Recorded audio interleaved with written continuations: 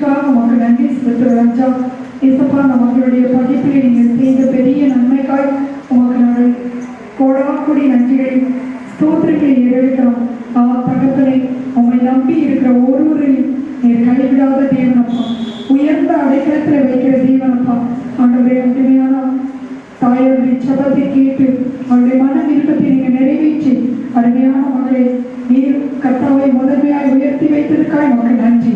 இந்த நாளில் மகளுக்கு கொடுத்த எல்லா ஆசீர்வாதத்துக்காக ஆண்டவரே, நல்ல கிராஜுவேட்டுக்காக உமக்கு நன்றி செலுத்துகிறோம் தகப்பனே. தொடர்ந்து மகளையும் அவருடைய குடும்பத்தை ஆசிரியத்து உயர்த்துங்க. மகளுடைய கரத்தை ஒப்பு கொடுக்கிறோம், நீங்க வழி நடத்துங்க. இயேசுவின் நாமத்திலே ஜெபிக்கிறோம் நல்ல பிதாவே, ஆமென்.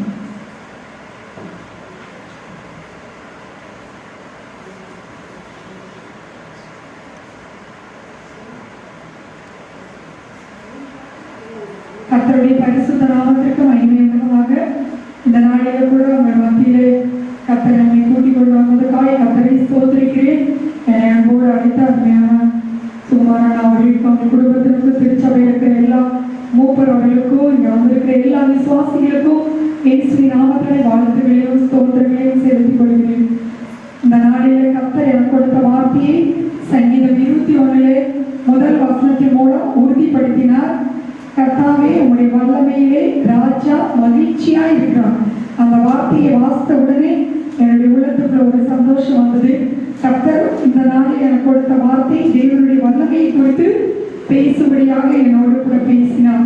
அந்த வார்த்தையை கர்த்தர் சங்கீதம் 21 வாசித்த அந்த வசனத்தின் மூலம் உறுதிப்படுத்தி இருக்கிறார். எடுத்துக்கொள்வோம்.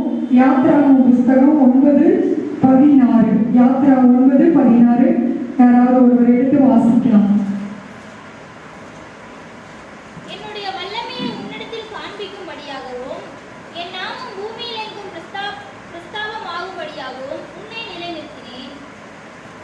யாத்ராகமம் 9:16 வாசிக்கிறோம். என்னுடைய வல்லமையை உன்னிடத்தில் காண்பிக்கும்படியாகவும் என் நாமம் பூமியில் எங்கும் பிரஸ்தாபமாகும்படியாகவும் உன்னை நிலைநிறுத்தினேன். இந்த வார்த்தையை கர்த்தர் மோசேயின் இடத்திலே சொல்லுகிறார். பார்வோனிடத்திலே போய் சொல்லி என்று மோசேயின் இடத்திலே சொல்லி அனுப்புகிறதை பார்க்கிறோம். இந்த நாளிலே வந்திருக்கிற ஒவ்வொருவருக்கும் ஆண்டவர் கொடுக்கிற அந்த வார்த்தை அவருடைய வல்லமையை நம்மிடத்திலே காண்பிக்கும்படியாக கர்த்தர் நம்மை நிலைநிறுத்தி இருக்கிறார். அல்லேலூயா. எத்தனை பேர் ஆண்டவருடைய வல்லமையை நாம் ஒவ்வொரு நாளும் அனுபவித்துக் கொண்டிருக்கிறோம்? கர்த்தருடைய வல்லமை நம்முடைய வாழ்க்கையிலே நாம் நினைப்பதற்கும் வேண்டிக் கொள்வதற்கும் அதிகமாய் கர்த்தர் நமக்கு அற்புதங்களை செய்யும்படியாக வைத்தது. என்னாகமம் 14:18 வாசிக்கிறோம். என் ஆண்டவருடைய வல்லமை பெரிதாய் விளங்குவதாக என்று வேதத்திலே நாம் பார்க்கிறோம். கர்த்தருடைய வல்லமையை அவர் நமக்கு பெரிதாய் விளங்கப்படுகிற தேவனாய் இருக்கிறார். எத்தனை போராட்டங்கள், எத்தனை பிரச்சனைகள் நம்முடைய வாழ்க்கையில வந்தாலும் அவைகளை எல்லாவற்றையும் ஜெயிக்கிறதுக்கு கர்த்தர் நமக்கு அவருடைய வல்லமையை கொடுத்திருக்கிறார். நீங்களும் நானும் சாதாரணமானவர்கள் அல்ல. கர்த்தருடைய வல்லமையை சுமந்து கொண்டு இருக்கிறோம். அவருடைய கரத்திலே சத்துவமும் வல்லமையும் உண்டு என்று வேதத்திலே வாசிக்கிறோம். யோபு சொல்லுகிறார், அவரிடத்தில் வல்லமை எத்தனை அதிகமாக இருக்கிறது என்று சொல்லி. அவருடைய வல்லமையினால்தான் பாருங்க இந்த பூமியை ஆண்டவர் படைத்தார். இந்த வானத்தை கர்த்தர் படைத்தார். சூரியன், சந்திரன், நட்சத்திரங்களை சகல கிரியைகளும் அவருடைய வல்லமை எப்படிப்பட்டது என்பதை நமக்கு வெளிப்படுத்திக் கொண்டிருக்கின்றன.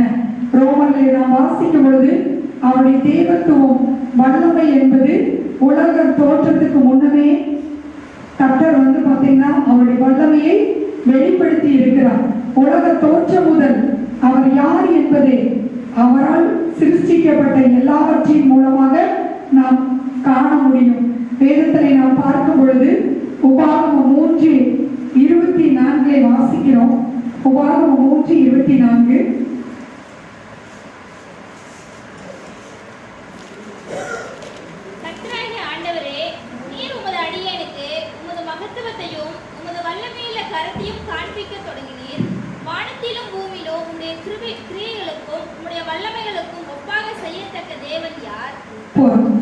உபாகமம் 3:24 வாசிக்கிறோம். உங்களுடைய வல்லமையுள்ள கரத்தை காண்பிக்க தொடங்கினீர். வானத்திலும் பூமியிலும் உங்களுடைய கிரியைகளுக்கும் உங்களுடைய வல்லமைகளுக்கும் ஒப்பாக செய்யத்தக்க தேவன் யார்? நம்முடைய தேவனை போல வல்லமையுள்ள தேவன் இந்த உலகத்தில் ஒருவருமே இல்லை. அவர் பேரே வல்லமையுள்ள தேவன். அவருடைய வல்லமை அவர் இன்றைக்கும் நமக்கு ஆண்டவர் காண்பித்துக் கொண்டிருக்கிறார். லூக்கா 1:49 வாசிக்கிறோம்.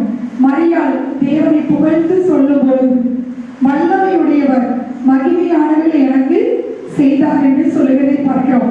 இன்னைக்கு நாம் ஒவ்வொருவரும் சொல்ல முடியும், அவர் வல்லமையான காரியங்களை எனக்கு செய்திருக்கிறார், என்னுடைய குடும்பத்தை செய்திருக்கிறார். ஒவ்வொருவருடைய வாழ்க்கையிலும் அவருடைய வல்லமையை கர்த்தர் வெளிப்படுத்தி இருக்கிறார். அல்லேலூயா. அவருடைய நாமம் நாம் பாடினோம், வானிலும் பூவிலும் மேலான நாமம் வல்லமையுள்ள நாமம் என்று சொல்லி. அவருடைய வல்லமை எதில் இருக்கிறது தெரியல, அவருடைய நாமத்தில் இருக்கிறது. இயேசுவின் நாமத்தை சொல்லி கூப்பிடும் பொழுது அவர் நமக்கு ஜபத்தில் பதில் கொடுக்கிறார். இயேசுவின் நாமத்தை சொல்லும் பொழுது பேய்கள் ஓடுகின்றன, நோய்கள் சுகமாகின்றன. கர்த்தர் நம்மை மூலமாய் கர்த்தர் பெரிய காரியங்களை செய்கிறவராய் இருக்கிறார். கர்த்தருடைய ஆவியான நமக்குள்ளே இருக்கிறார். அந்த வல்லமை அவர் உங்களுக்குள்ளே எனக்குள்ளே வைத்திருக்கிறார். சங்கீதம் 105:4 வாசிக்கிறோம். கர்த்தருடைய சமூகத்தை நித்தமும் தேடுங்கள், அவருடைய வல்லமையை நாடுங்கள் என்று சொல்லி. நாம் தேவ சமூகத்துக்கு வரும்பொழுதெல்லாம் கர்த்தருடைய வல்லமையை பெற்றுக் கொள்கிறோம். தேவனுடைய ஆலயத்துக்கு வந்து துதிக்கும் போதெல்லாம் கர்த்தருடைய வல்லமையை நாம் பெற்றுக் கொள்கிறோம். நீங்க எப்பொழுதெல்லாம் ஜெபிக்கிறீங்களோ அப்பொழுதெல்லாம் கர்த்தர் உங்களை அவருடைய வல்லமையினாலே நிரப்பிக் கொண்டு இருக்கிறார். உங்களுக்கு முன்பாக எந்த பிரச்சனையும் எதிர்த்து நிற்க முடியாது. உங்களுக்கு முன்பாக எவ்வளவு பெரிய வியாதிகளும் உங்களுக்கு முன்பாக நிற்க முடியாது. கர்த்தருடைய நாமத்தை சொல்லும் பொழுது அவர் உங்களுக்கு சுகத்தை கொடுக்கிறவராய் இருக்கிறார். சங்கீதம் 106:8 வாசிக்கிறோம். அவர் தமது வல்லமையை வெளிப்படுத்தும்படி நம்மை ரட்சித்திருக்கிறார். உங்களை என்னை ஆண்டவர் ரட்சித்ததுக்கு ஒரு நோக்கம் இருக்கிறது. எதற்காக ரட்சித்தார் தெரியுங்களா? அவருடைய வல்லமையை வெளிப்படுத்த. நம்ம ரட்சிப்பை மாத்திரம்தான் நான் நினைத்துக் கொண்டிருக்கிறோம். ஆனா நீங்க எல்லாருமே வல்லமையுள்ளவர்கள் என்று ஆண்டவர் சொல்கிறார். ரட்சிப்பை கொடுத்த தேவன் அவருடைய வல்லமையை கொடுத்திருக்கிறார். பரிசுத்த ஆவியை நமக்கு கொடுத்த தேவன் அவருடைய வல்லமையை கொடுத்திருக்கிறார். அப்போஸ்தலர் 10:38 வாசிக்கிறோம். நசரேயனாகிய இயேசுவை பரிசுத்த ஆவியினாலும் வல்லமையினாலும் தேவன் அபிஷேகம் பண்ணினார். தேவன் அவருடனே கூட இருந்தபடினாலே அவர் நன்மை செய்கிறவராயும் பிசாசின் வல்லமையில் அகப்பட்ட யாவரையும் குணமாக்குறவராயும் சுற்றி திரிந்தார். அல்லேலூயா. இன்றைக்கு ஆண்டவருடைய ரட்சிப்பை நாம் பெற்றுக் கொண்டிருக்கிறோம். பரிசுத்த ஆவியானவரை நாம் பெற்றுக் கொண்டிருக்கிறோம். நீங்களும் நானும் சாதாரணமாக இருக்க கர்த்தர் நம்மை ரட்சிக்கவில்லை. கர்த்தருடைய சகல வல்லமையை மேற்கொள்ள உங்களுக்கு எனக்கு கர்த்தர் அதிகாரத்தை கொடுத்திருக்கிறார். ஒன்றும் நம்மை சேதப்படுத்த முடியாது. எந்த வியாதியும் நம்மை சேதப்படுத்த முடியாது. மரணத்தின் பாதையை கடந்து போனாலும் அதை ஜெயிக்கிறதுக்கு கர்த்தர் நமக்கு வல்லமையை கொடுத்திருக்கிறார். பாதாளத்தை ஜெயிக்க, மரணத்தை ஜெயிக்க, எல்லாவற்றையும் ஜெயிக்க கர்த்தர் உங்களை என்னையும் வல்லமையுடையவராய் கர்த்தர் மாற்றி இருக்கிறார். அல்லேலூயா.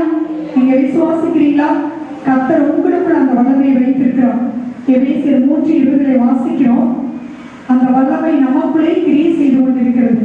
நாம் நினைப்பதற்கும் வேண்டிக் கொள்வதற்கும் மிகவும் அதிகமாய் நமக்குள்ளே கிரியை செய்கிற